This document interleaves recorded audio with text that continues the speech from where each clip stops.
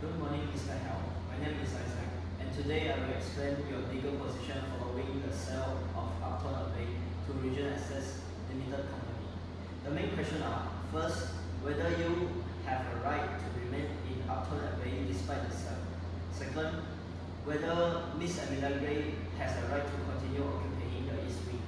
Third, whether outcome differs depending on whether the land is registered or unregistered. Let's begin with the facts. You have lived at Upton Abbey continuously since your birth in 1956. For most of your life, you occupied the West Wing as your permanent home. In 1985, your father, Sir William Hell, told you this will always be your home.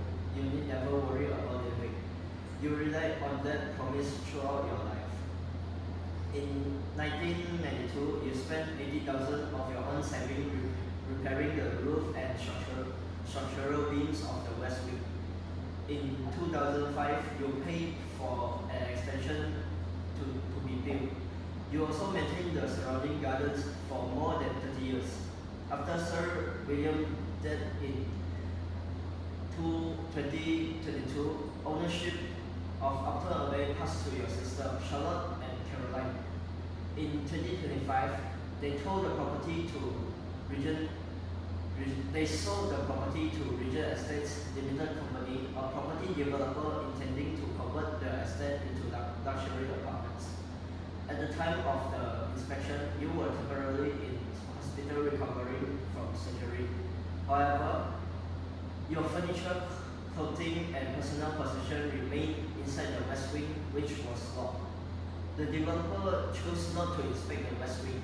These facts are extremely important because they form the basis to your legal rights. Mr. Hell, the strongest argument available to you is a legal doctrine called propriety estoppel. In simple terms, propriety estoppel prevents a landowner from going back on promises when another person has relied upon that promise and suffered a disadvantage as a result. The courts generally look for three elements. The first element is an assurance or promise. The second element is reliance, and the third element is detriment. Let us apply each element to your situation. First, there was a clear assurance.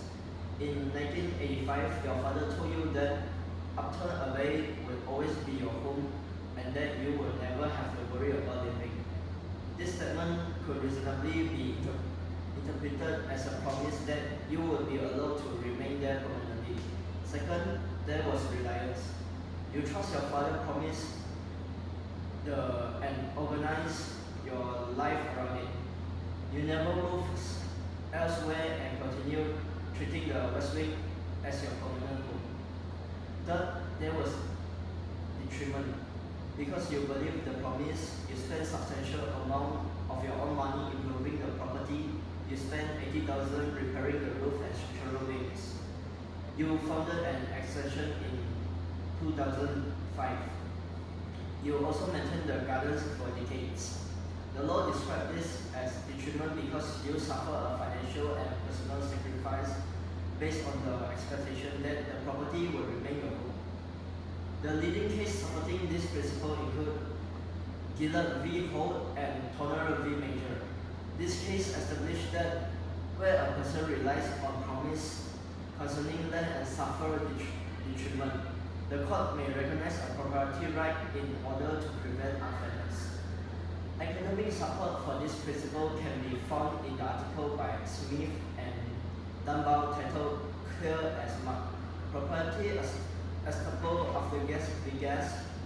The authors explain that property estoppel continue to require assurance, reliance, and detriment, and exists to prevent unconscionable behavior. Applying those, you have a strong argument that the law should recognize your right to remain at Upton Abbey. However, establishing propriety estoppel is only the first stage of the analysis. The next question is whether that rights sale to Regent Estates.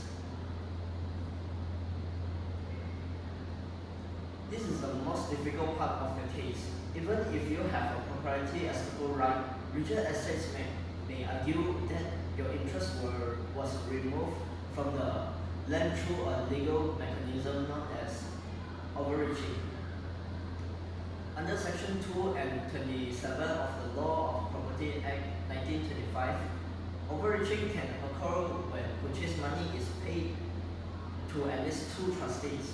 In this case, the facts specifically state that the purchase money was paid jointly to Charlotte and Caroline.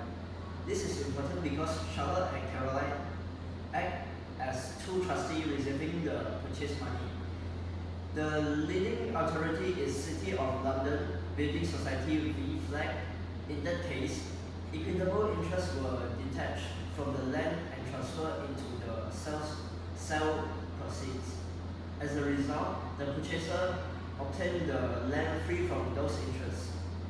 Regent Estates will therefore argue that even if you possess an equitable proprietary estoppel right, that right has been overreached and transferred to the sale money. This argument is supported by academic commentary. Professor Harpum's article "Overreaching Trustees' Powers and the Reform of the 1925 Property Legislation" explained that overreaching exists to protect purchaser and facilitate the transfer of land. However, there is an important counter-argument. Section 116 of the Land Registration Act 2002 recognizes proprietary estoppel as a proprietary interest. Furthermore, the case of Birmingham Mid-Shares Mortgage Service Ltd v. Somerville raised important questions regarding whether certain estoppel-based family interests should be treated in the same way as ordinary beneficial interests under a trust. You could therefore argue that your right is not merely a financial interest. Instead, it is a personal right to continue living in your lifelong home. The court may question whether such a right can truly be replaced by money alone. If the court accepts this argument, your proprietary estoppel right may survive the sale. The next issue is actual occupation. At the time of the sale, you were in hospital. Regent Estates may argue that you were not occupying the property. However, courts have repeatedly recognized that temporary absence does not necessarily end actual occupation. In Chocar v. Chocar, temporary absence from the property did not prevent occupation from continuing. Similarly, in Link Landing v. Boston, a woman who spent long periods away from her home due to mental health treatment was still considered to be in actual occupation. Your situation is arguable even stronger. You were absent for only 2 weeks. Your furniture, clothing, and personal possessions remained in the West Wing. The West Wing was locked rather than abandoned. Most importantly, the developer chose not to inspect it. According to Schedule 3, Paragraph 2 of the Land Registration Act 2002, an interest may lose overriding status if occupation would not have been obvious on a reasonable, careful inspection. Here, a reasonably careful inspection should have prompted further inquiries. A locked residential wing filled with personal belongings strongly suggests occupation. Therefore, if overreaching does not defeat your claim, there is a strong argument that you will remain in actual occupation at the time of the sale. The article by Christopher Bevan, 100 Years of Actual Occupation as an Overriding Interest, provide useful academic discussion on the significance and continuing role of actual occupation within English land law. Finally, we must compare the position in registered and unregistered land. Let's begin with registered land. If Upper Abbey is registered, The Land Registration Act 2002 applies if your proprietary estoppel interest survives. Overreaching your actual occupation may allow that interest to override the purchaser title under Schedule 3, Paragraph 2. Because the West Wing was visibly occupied and the developer failed to conduct a proper inspection, there is a strong argument that Regent Estates should be bound by your interest. Now, let's consider unregistered land. In unregistered land, the doctrine of notice becomes important. The key authority is Han V. Luck. This case established that a purchaser who discovers someone in occupation of land must investigate that person's right. If a reasonable inspection would have revealed those rights, the purchaser may face with constructive notice. In your case, the locked West Wing, combined with your possession remaining inside, would likely place a reasonable purchaser on inquiry. Regent Estates chose not to investigate further. As a result, a court may conclude that the purchaser had constructive notice of your equitable interest. The view is supported by Gordon article, Notice to a Purchaser from the Landlord, which discuss the principle that occupation can provide constructive notice of equitable rights. Therefore, under both registered and unregistered land systems, you possess strong arguments that your rights should continue to bind the purchaser. I will now briefly discuss Amelia Gray. Amelia has occupied the East Wing since 2020 and pays monthly rental. Applying the leading case of Street v. Mulford, this arrangement is likely to be a lease rather than a license because she enjoys exclusive possession and pays rent. The article by White, Lease and License after Street v. Mulford support this interpretation. If the land is registered, Amelia's short legal lease is automatically protected as an overriding interest under Schedule 3, Paragraph 1 of the Land Registration Act 2002.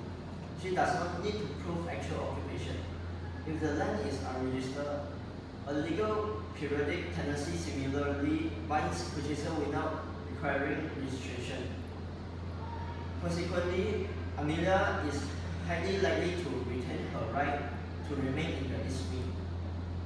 To conclude, Mr. Hell, you have a strong proprietary estoppel claim because your father promised that Upton Abbey would always be your home, and you rely on that promise to your detriment.